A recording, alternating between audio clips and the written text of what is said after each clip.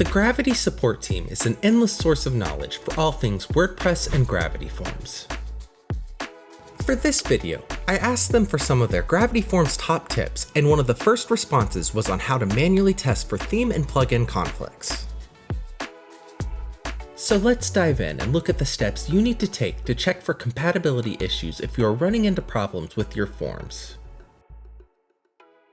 Before you start, it's a good idea to create a backup of your WordPress site. A guide to creating a backup can be found in the description of this video.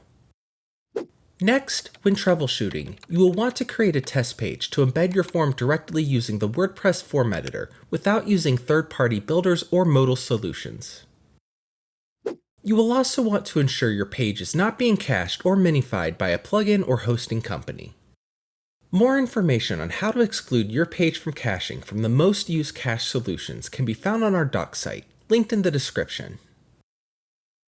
Once you've completed these steps, you'll be ready to start testing for theme and plugin conflicts. It's important to verify that any issues you are experiencing are not being caused by your current theme.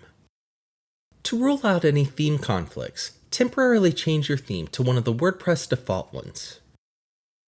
For instance, I'll change mine to the 2024 theme.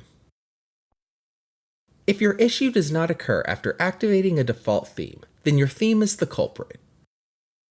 Check for updates to your theme or child theme. If everything is up to date and your issue still persists, you can try reaching out to the support team for your theme for assistance. If your issue is not being caused by your theme, you'll next want to test for plugin conflicts. First, deactivate all plugins on your site. Then, activate Gravity Forms. If your form requires any of the official Gravity Forms add-ons, you can install those as well.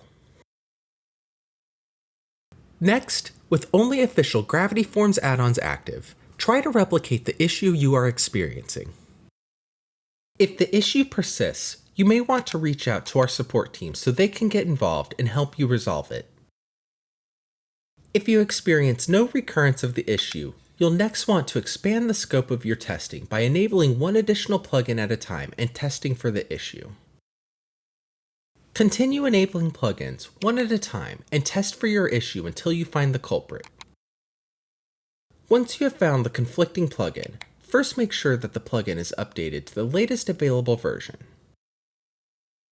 If you are already up to date, or if updating does not resolve your conflict, please reach out to the conflicting plugin support team.